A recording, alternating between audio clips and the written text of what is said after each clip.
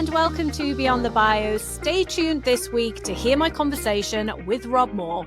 If you haven't heard of Rob, where have you been? He's pretty out there. He's very prolific with his social media content and has done all the things that I encourage often on this show around podcasting, books, speaking, etc., and has done it on a huge scale.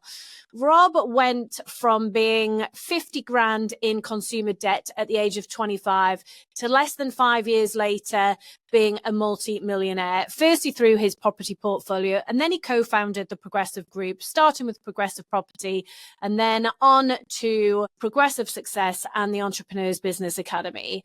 Having given over 1,000 speeches in the last decade, Rob is a sought-after keynote speaker and ranter, known for his Rob's rants and direct, no-filter tactical content. Rob is a mentor to many millionaires, celebrities, and has also helped tens of thousands of startup and scale-up entrepreneurs go from zero air to nearly there to millionaire. This is an interesting conversation. Stick around to learn how Rob has used his personal brand, some of the challenges that he's had along the way, and what he's working on next. This is a great conversation. Let's get stuck in. Rob Moore, great to have you on Beyond the Bio. As someone with a very strong personal brand, I'm really excited to ask you lots of questions all about it. Hit me up, fire away, let's do this. So you have built a very strong personal brand alongside all of your businesses. Was that intentional from the start, or has this just evolved naturally? It wasn't intentional from the start, no. I don't actually really like social media. I'm more private than people think I am, and I think I have, nearly 4 million followers now, and I get recognized a lot when I go out, and that's nice, and they're nice, but sometimes it's a bit overwhelming. All I wanted to do when I started business, which was 20 years ago, was 1, get out of debt, 2, run my own business, 3, become a millionaire, 4, become like a property, I guess, tycoon, as we call it. And I would have rather just done those in private. But the world's changed. So it evolved naturally. And the reason I started a personal brand was because it's much cheaper than running ads. Absolutely. And are you still writing all of your own content in terms of social media? Yes. So I do not like AI-driven content. And I do not like content that's written by someone else and not in the voice of the person I'm following. And we're in this weird world now where we've got loads of AI and everyone wants to outsource everything. And I get that because of time leverage. But at the same time, people want to see more human connection. And no one wants to follow a creator who's not creating their own content. So I probably do spend 2 to 3 hours a day on creating my content, the ideas, the messaging, the tone. And look, I've got 16 social media channels. We've got branded channels as well as my own sort of personal channels. So there's repurposing that goes on. And sometimes something's been edited by an editor. But if you're following me, 80% plus of that content is directly from me. And I think that's really important. Yeah, absolutely. And when you're saying that people are recognizing you when you're out and about, you want them to feel that the person that they see online is the person that they're meeting in real life as well, right? Yeah. Well, yeah. And you want them to be nice to you and not be nice to you. I mean, I walked about 150 meters with my friend Nigel Farage, and he got stopped every 10 seconds. And one person wants to shake his hand and hug him. And then the next person wants to, wrestle him to the ground and shoot him. And I don't have that same intense experience in public. But that being said, you can do podcasts if you don't want a public persona. It's a cost of building a personal brand. But yeah, when people come to your events or buy your products or kind of meet you, if they feel like they know you and they know the real authentic you've essentially fast forwarded a lot of either rapport, connection, or just shorten the sales cycle if you want to sell products and services. So it's really good. Completely agree with all of that. So just before we move on to not be looking at just social media, tell me about some of these encounters that you've had. So you've said there that you have some good experiences and some less good experiences. Give me an example of each. Well, every time I go to London, I went to Bristol recently, Peterborough's my hometown, so obviously it's even more. But people will generally stop me and say, hey, You're the guy that interviewed Andrew Tate. Hey, you're the guy that interviewed Chris Eubank. Hey, you're the guy that does the YouTube. Hey, you're the guy that's written the book Money. Hey, you're the property guy. And I haven't yet had an experience where someone's accosted me or got angry with me. So far, it's all been positive. But you must get a bit of abuse online, because what you do say is, it's not vanilla, is it? It is pretty out there in terms of very clear what you think about certain things, very topical, the stuff that's going on with government at the moment, very strong opinions about that and some strong examples too. How do you deal with any challenges that you get online? Do you just ignore them? What do you do? Yeah, so I have loads of haters online. I think we have about 200 million views and downloads of my content per month. So even if you only get 1% haters, what is that, 20,000? If you do the maths, it's still a lot. And 10 years ago, I didn't like it. And I took it personally. And I either wanted to delete my content, or in moments of bravado, I wanted to go in and prove them wrong and argue with them. And all you do with either of those responses is ruin your weekend when you're supposed to be with your kids or disconnecting. Because a lot of the haters are online late at night, or when they're drunk, or when they're not happy with their own lives. Now I have a much more pragmatic view of haters. Number one is, most people who hate me don't hate me. I just represent something about them that they're not clear about yet, or I've maybe picked a scab in them. If I'm talking about making money and they're broke, how's that they're not going to get triggered by that? So I understand that it's their emotion, not mine.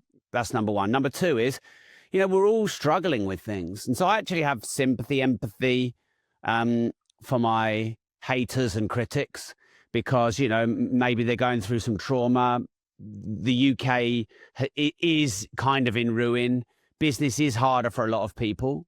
So I know that maybe they're just going through something. But number three is, they're brilliant for my virality. There are lots more comments, lots more engagement. The algorithms love it. A lot of your fans, they just hit the like button. But your haters go in and tell you what they don't like. And then there's a sub-thread argument going on. And so I should be, I'm very grateful for all my critics. And I kind of wish I'd got over it a bit earlier. It took me a few years. But look, when you're clear who you are, the opinions of others don't matter. And I think that's a really powerful lesson in that completely, and especially around how much that just doesn't happen in real life. Because when I'm talking to people about them becoming more visible, they worry about that and they are, trying to grow their brand. But actually, in your example there with all of those numbers, if you're not getting any grief whatsoever in person and it is just the online bit, then it's maybe doing some work around mindset, or just getting over it, or looking at the benefits that you're actually getting from the plus side of it, so that you can then just ignore and block out those trolls, I guess. Well, like anything, judge it when you've got there. A lot of people judge being rich, but they're broke. At least try and be rich. Give it a go. See how it is. And if you really hate it, then just give it all away to me and go back to being broke. So it's the same with having a personal profile, a good personal brand. There's so many upsides. You get invited to speaking gigs and they pay you. People send you loads of free stuff. You get loads of business and clients for free. Otherwise, you'd have to be spending a load of money on ads. Okay, so the odd person doesn't like you. The odd person disagrees with you. That happens anyway. It's just when you've got a personal profile, you hear about it. Completely. So someone that's written multiple books, hosted various podcasts and creating lots of content, what would you say has been the best method in terms of raising your profile and your brand? And what would you be recommending people get started with if they're just starting out on this journey? I think the best way to raise your profile quickly is to comment on big events in the news, the media and the world that everyone's commenting on, that's got massive energy already, and then spin your take on it, linking it to your brand. So I might take things that are going on in the economy or with the, Donald Trump, etc., and link it to my brand of money. That's probably the quickest way to build a personal brand and go viral. A lot of people just do that as like a gimmick. They're just basically commenting on everything, but with no real substance. But if you find the link between the mass media, the frenzy, the hype, and link it to your brand, that's a win. That's the first thing. The second thing is be really clear about your message and just bang the drum every day. Now, I'm not the best at that because I like a bit of variety. A lot of entrepreneurs do. So I have my Disruptors brand, my More Money brand, my Money.school brand, my Progressive Property brand. I've written books on business, time management, property investing. And if I were giving feedback to myself, I would probably say choose a bit more of a narrow niche a bit sooner and do it for a decade or more. And so that's, moving forward into 2030 and 2040, I'm much more focusing on my money brands. So if someone was just starting out, the advice there from you, having been there and done that, is focus on one thing. And then if they want to, I guess they can go into different directions once they've achieved it in one area. Yeah, entrepreneurs find it difficult because we get excited about lots of different opportunities. And don't we just? I've got 2 podcasts. I could have started 10. I was just thinking this morning, okay, so I'm 46. Where do I want to be when I'm 50? Where do I want to be when I'm 60? What's my vision? And I know my vision is to help as many people on this planet get better financial knowledge. So I'm very clear that, for example, my More Money YouTube channel will overtake and will be bigger than my Disruptors YouTube channel, even though one has nearly 500,000 followers and one has nearly 3,000 followers because I just launched it. So I'm very clear about the future. And the more clear you are about the future, the more it makes the present easier to do. But just, if you played snakes and ladders and the ladders were short and the snakes were long and you kept going down snakes all the time, it's going to be frustrating. You're on the board playing the game, but you're never moving forwards. So consistency, everyone talks about consistency, but the art of compounding is essentially exponential growth over time. And the one rule of compounding is don't interrupt it. The one rule of consistency is don't interrupt it. If you smash the gym every day for 3 months and then takes 3 months off, you will be back where you started. If you just go to the gym 3 to 4 times a week for 5 years, you will be in great shape. So I think consistency is hard for people. Either they're impatient, or they don't have a long enough term view, or they get distracted by too many things, or they can't control their own emotions of fear of missing out. And I know I've also made those mistakes, if you like. But at least if you're going to make those mistakes, always make them moving forwards, always make them taking action. It's better to have one too many books or one too many YouTube channels than none at all. Totally. And I think consistency is massively underrated because people see this whole, get rich quick type thing. And I would imagine that a lot of people that consume your content have got that in mind and that's what they want to do. But actually, the reality is you've got to be consistent and you've got to work hard. I mean, how many hours a week do you still work now as someone that is financially secure and has got lots of successful businesses? So I start work anywhere from 1 a.m. to 5 a.m. and I work every day, every weekend. In fact, my wife said to me recently, Rob, you've worked every single day since Steve Jobs invented the iPhone. I hate Steve Jobs. So I'm not preaching that, by the way. I don't preach how long anyone should work. It depends what's important to you in your life. I merge and blend in my family, my travel, my life, and my work. I don't separate them, and that works for me. But if you want to really make money and you really want to make a difference, you have to put in the hours and work hard. But you also have to choose what to work hard on.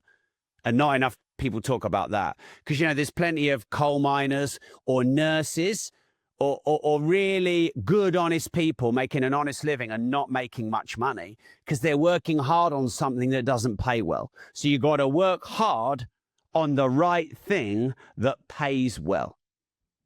When do you sleep then? Well, I sleep from about 9:30 p.m. to between 1 and 5 a.m. Just go to bed. I mean, I go to bed before my kids. I do as well. Bobby woke me up about 3 times last night and it still wasn't even 10 p.m. So Love it. Early nights are the way forward. I'm telling you, they really are. Thinking about your books then, because you've got quite a few books and books are something that a lot of our podcast listeners are really into. How have they accelerated your brand? Have they helped you to win a new audience? Have they helped you to increase your speaking fees? Tell us about that. Yeah. So my two probably most popular books are Money and Life Leverage. And I think between them, they're translated in about 16 different languages. And yeah, I've had speaking gigs all over the world, and I'm paid many tens of thousands of pounds for those speaking gigs. And I've opened up markets in places like Korea that I never would have opened up had I not had the book. So yeah, the books have been really good. Having a good publisher really helps with the translation deals and getting you into physical shops and airports, and then adding credibility. But self-publishing is quicker. And for selling on Amazon and selling quicker and making more money, self-publishing, I think, is probably better, or for new authors who can't get in with a publisher. So I've actually self-published some, and I'm published by Hachette as well. But I'd say translation deals, new markets, shops, airports. I wasn't infiltrating those markets when I was self-publishing. Interesting. When you are approached for speaking opportunities, what's your criteria for deciding if you want to do it? Will you pay my fee? What is your fee? Can you share that? Is it secret? Well, look at you. So my fee is currently £20,000. Mm-hmm. I have charged more, but yeah, that's what I feel is a fair fee. If it's overseas, it's more. So my criteria is, do I think I can impact the audience? Am I given enough freedom to be able to speak without being controlled, filtered? You know, if a speaking firm comes to me and says, Rob, we'd love to pay double your fee, but you can't talk about this, that, and this, and those things are important to me, I'll just turn it down. Some people want an audience that's already fit for their niche. I don't care about that. I'll talk in any audience as long as I think I can make an impact. So they're probably my criteria. And do you have like a set kind of talk that you do? No. Do you prepare it quite a bit in advance, or are you just No. rocking up and talking about what you fancy talking about that day? Yeah. So my friend Gerald Ratner has one talk. He's done the same talk for 25 years, made millions out of it. You know, I know other speakers. It's a great talk, and he's still reading the same 5x7 cards that he wrote on 25 years ago. You can see that sellotape, and they're all dog-eared. And I've got friends who are peers in my industry that get paid similar amounts of money, and they pretty much do the same talk. And I see the upside of that because you get known for that. But you get a different talk every time with me. I think I've done 1,350, 1,400 talks. I've spoken at some events like 6 years in a row. And every time you get a different talk. You get a raw talk, a natural talk, a ranty talk. We just talk about what themes you want me to hit, and then you just let me go. And, you know, the good thing about that is all my existing followers and fans get something new every time. I suppose it's a bit more confusing for a new person that's watching me. I also bring what's going on in my life into the talk. So if business is absolutely smashing it, I'll bring that in. If life's really hard and I've got loads of shit going on, I'll bring that in. And I'll just bring what is real in the moment, as opposed to a script. I don't do PowerPoint. I don't have visuals. I get off the stage. I get in the audience face. And obviously because of that, some people don't want me to speak at their events because I'm maybe a little bit too disruptive. But I think you've got to find your own point of difference and, you know, lean into the power of being yourself. And for a lot of people, public speaking is their ultimate fear, especially when they're just starting out with growing their brand. Did you have any training in the early days, or is this confidence in speaking just come from having done like 1,400 talks? Is that the way to do it? I mean, it'll take a while to get to that point, but, you know, did you have any training? So I think I may have done 1 to 2 little networking-y talks without any training, and it was a disaster. And then out of nowhere, I got quite a big gig early. I'm talking, 250, 300 people. And because I've done a couple of talks, and you know when people come up to you, go, oh, yeah, that was nice. You know, what they really mean is, that was shit. And so I'm like, I'm clearly shit. And I'm clearly not natural at this. I'm clearly not born with this, even though 1-to-1, I'm perfectly confident speaking, but it's different in front of an audience. So no, I went and got a lot of training. I thought it was really important. I did a Chris Howard public speaking course in Australia. Then I continued to develop my skills. I ended up buying that company, and then we now run that speaker training many years after. But public speaking, the problem with something going wrong in front of 250 people is it's much worse than it going wrong in front of no one. So actually, you do want to prepare yourself properly for that. And, I've learned a framework and a system, but my style looks very accidental and natural and in the moment. Some people like to be scripted and tight. And, both styles can work. And you've just got to find that. And I think that there definitely is something in doing more and more and more of them, because having done 1,400, having that under your belt is, you learn as you go. And I expect you've probably seen all sorts of different things happen in terms of how the audience react to things as well. And you can develop your confidence with that. So you have been in the business world for a long time, which makes you sound really old, but you're the same age as me or similar age as me. And I don't feel old, but thinking about what's next for you, and you mentioned there, when you're 50, when you're 60, how do you see personal branding evolving over the next few years in line with that? So my personal vision is to help as many people on this planet get better financial knowledge. My goal by 2030 is to have 200,000 members of my money.school. And we have a 3 one-line strategy approach to get there. And one of those things includes developing my global personal brand. And it's taken many years to be that tight and clear. We've got it in a one-page document, which all of our 100 staff have access to, so they know where we're going and they're on the same mission with us. Now, where do I see personal brand going? Well, I only see it growing. People think the internet is old. It's 30 years old. People think social media is old. It's 20 years old. People think AI is old. It's 3 years old. The personal brand, I think Michael Jackson, in my mind, stands out as the first person who really, was the personal brand. And then probably then Michael Jordan. And as it's evolved now, any TikToker, YouTuber, Facebooker, Instagrammer can build a personal brand. You've got Britain's Got Talent, which is one of the biggest mainstream shows, and you've got KSI as a judge, who used to just sit and watch games and laugh at them online.